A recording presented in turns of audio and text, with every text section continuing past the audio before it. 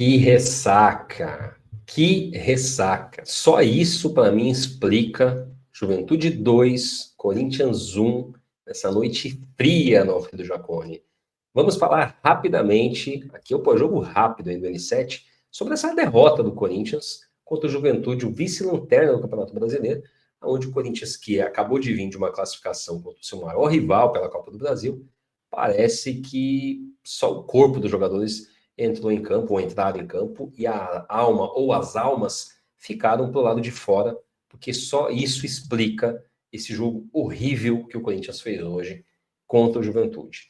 Vamos falar desse jogo para você que está chegando agora, que não conhece o canal, fique sabendo, todo jogo do Corinthians, logo após o jogo, temos uma live de pós-jogo completa, falando do primeiro tempo, segundo tempo, avaliação individual por todos os jogadores, técnico, enfim, tudo aquilo que envolve o jogo, quentinho logo após o jogo. E aqui é um resumo para a gente falar de forma rápida e breve daquilo que nós vimos de Corinthians e Juventude, Juventude e Corinthians no Alfredo Jaconi, em Caxias do Sul.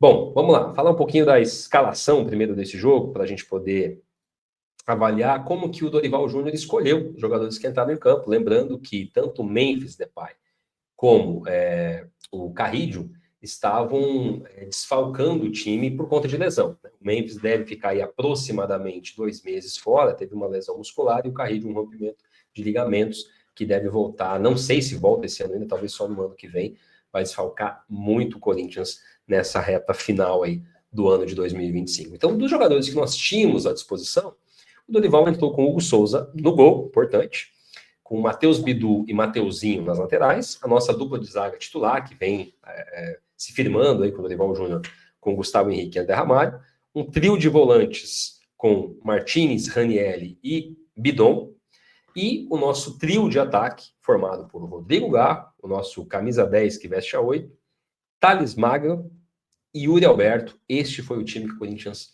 levou para Caxias do Sul para enfrentar o Juventude, e na minha avaliação, mais do que suficiente para vencer o Juventude e trazer 3 pontos lá do Sul, o que não aconteceu. Falando aí um pouquinho sobre o jogo, o Corinthians, de forma bem pragmática, dá para dizer que o Corinthians não entrou em campo. O Corinthians, em momento algum, em especial no primeiro tempo, conseguiu se mostrar, conseguiu usar suas armas, seja a qualidade individual, seja a qualidade de elenco, né? Se a gente avaliar as folhas salariais de Juventude e Corinthians, não dá nem para sentar na mesma mesa para discutir. E o Corinthians, ainda assim, mal conseguiu machucar o seu adversário, mal conseguiu jogar contra a Juventude, que teve muito mais ímpeto, teve muito mais interesse em vencer a partida. Essa é a verdade. E o gol do Juventude nasce num erro coletivo do Corinthians. O Corinthians perde a bola ali no meio do campo, a bola acaba sendo colocada na área, e o André Ramalho, tentando tirar, acaba ajeitando a bola para o Mandaca, que abre na esquerda, e o Marcelo Hermes fazendo um cruzamento para o Tagliari fazer de cabeça o primeiro gol do Corinthians, onde foi, para mim, um erro coletivo mesmo, vários jogadores do Corinthians envolvidos neste gol, e o Juventude abriu com certa tranquilidade, eu diria, 1-0 no primeiro tempo, até porque o gol do Juventude estava maduro, diferente do Corinthians, que mal conseguia atacar, mal conseguia ameaçar o seu adversário, e o Juventude estava ali em cima, com uma boa partida, inclusive, do seu volante Mandaca, jogador aí criado nas categorias de base do Corinthians, que não ficou no Parque São Jorge, e claramente, né, aquela coisa da lei do ex, estava tentando fazer seu golzinho, inclusive o Mandaca, que é um volante que começou a sua carreira jogando mais defensivamente, teoricamente mais um primeiro volante, e neste jogo em especial eu não tenho acompanhado o Mandaca do Juventude, não tenho acompanhado a carreira do Mandaca, essa é a verdade, mas ele jogou muito mais solto, com muito mais liberdade, pisando na área toda hora, e foi um dos jogadores mais perigosos do Juventude no primeiro tempo. O Corinthians termina o primeiro tempo com 2 jogadores se destacando muito de forma negativa. Breno Bidon e Thales Magno. E na minha avaliação, os jogadores não deveriam ter voltado no intervalo, mas voltaram. O Corinthians volta sem nenhuma substituição para o segundo tempo, e o segundo tempo começa pior do que o primeiro. O Juventude continuou pressionando, continuou agredindo o Corinthians, e por muito pouco não amplia o marcador logo no início do segundo tempo. O que fez, né, o Juventude, sem muitas mudanças no Corinthians, deixa eu até pegar aqui para ver em que momento que a gente faz as substituições. A primeira substituição, ou as primeiras, né, aconteceram lá nos 63 minutos, que dá para a gente colocar ali com quase 18, né, vamos colocar do segundo tempo, com o Fabrício Angelelli no lugar do Bidu e o Dieguinho no lugar do Martinez, quando o Corinthians faz as primeiras substituições, ou seja, já perto dos 20 minutos aí do segundo tempo, e não surtindo efeito. A real é essa. Apesar de colocamos um lateral pelo outro, não teria muita diferença, né? E eu acho que o Dorival está sendo muito conservador, inclusive nas substituições. Ele tira o Martinez, que é um volante de mais marcação, para colocar o Dieguinho, que sim, é um jogador mais criativo, um jogador que tem mais habilidade, poderia nos ajudar mais, mas também pouco fez o Dieguinho enquanto esteve em campo. O Corinthians estava muito mal coletivamente, com pouco jogo apoiado, sem triangulações, sem ultrapassagem de laterais, e isso fez com que o Corinthians, de forma muito estática, não conseguisse jogar e agredir o seu adversário. E mais na reta final do jogo, né? Deixa eu até pegar aqui para ver com quantos minutos. 81, né? Então vamos colocar aqui com 36 minutos do segundo tempo. O Matheus Babi, após uma jogada que dá para a gente chamar de gol de pelada, né? Gol de churrasco, o Nenê, com 79 anos de idade, passa pelo Mateuzinho e cruza para o Matheus Babi, dominar na área, girar e fazer o gol com grande tranquilidade, com grande facilidade, e um gol anulado pela arbitragem de uma maneira meio bizarra, né? Marcar impedimento de um lance que estava muito, mas muito legal. Então, a arbitragem foi muito mal nesse jogo. Inclusive, falando da parte técnica, da parte disciplinar, eu acho que foi uma arbitragem ruim. O árbitro inverteu bolas, lances, estava dando marcação no grito mesmo para os jogadores do Juventude. Um árbitro muito jovem e que, para mim, não tinha o tamanho desse jogo de Juventude e Corinthians, mas longe de querer colocar na conta da arbitragem a derrota do Corinthians, tá? É só uma sinalização aí em relação à arbitragem. O gol do Juventude, um gol legal, um belo gol para o Juventude, né? O Corinthians foi quase que um vexame esse segundo gol, da facilidade que o Nenê passa pelo Mateuzinho e o Babi domina e gira dentro da área, decretando uma vitória que para mim estava mais do que escrita durante todo esse jogo, estava merecendo o Juventude vencer esse jogo até por mais de um gol, mais do que um gol de diferença, e foi o que aconteceu. E na reta final do jogo, deixa eu pegar aqui de novo, né? Acho que já está aqui na tela, Mateuzinho aos 90 minutos, 45 do segundo tempo, de falta, acaba fazendo o gol do Corinthians, diminuindo o placar e até colocando ali o Corinthians um pouquinho no jogo, mas um detalhe importante que eu não mencionei, bem importante, por sinal. O Romero, que entrou, deixa eu pegar aqui o minuto certinho do Romero, o Romero entra no jogo aos 76 minutos, certo? Ou seja, aos 31, vamos colocar.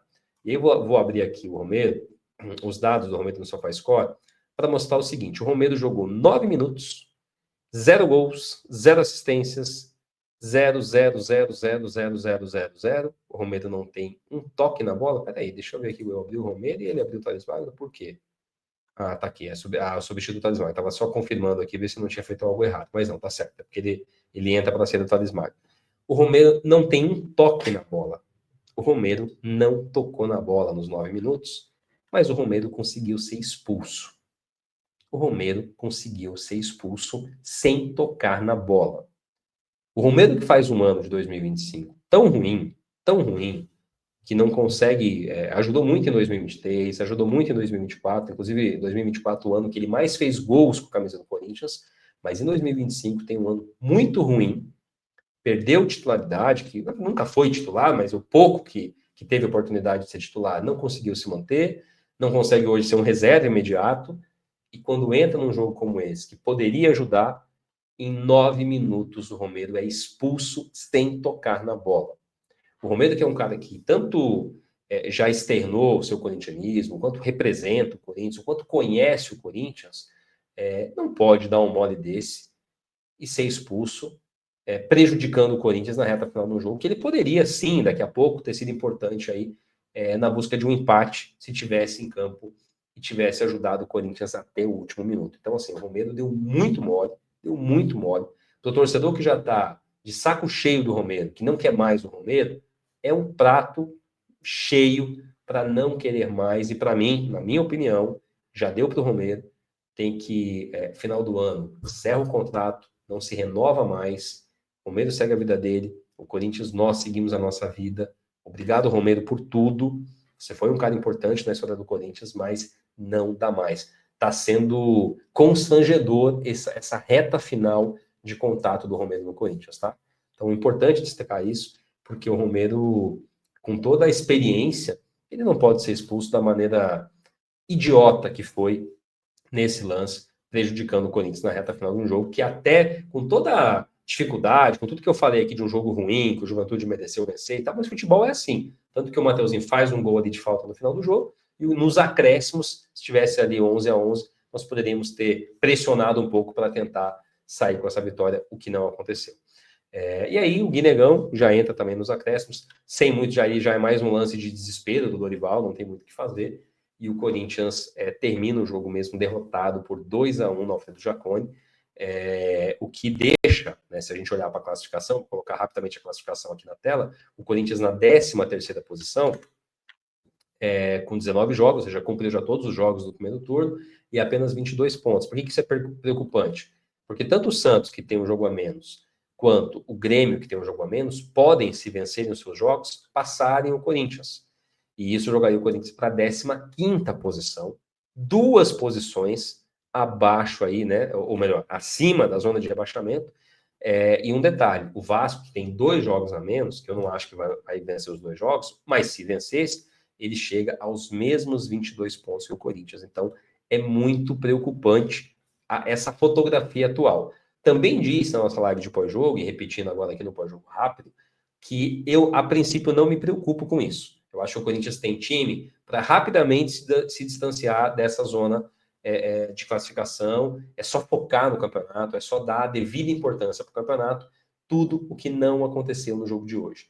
O Corinthians, só o corpo dos jogadores que viajou para Caxias do Sul, para Alfredo Jaconi, a alma ficou em São Paulo. Impressionante como o Corinthians não fez força nenhuma para sequer empatar contra o Juventude nessa noite. Tá bom? Para você que não conhece o canal, está conhecendo agora o número 7, se inscreva no canal, deixa o seu like, deixa o seu comentário, quero saber de onde você está assistindo esse vídeo. E lembrando, tá? No nosso canal, todo jogo do Corinthians, imediatamente após o jogo, começa a nossa live de pós-jogo, com uma live mais completa, de aproximadamente 1 hora, onde nós falamos aí de maneira bem detalhada, colocando os membros, os participantes na tela, para a gente trocar muita ideia sobre Corinthians, tá bom? Então é isso, galera.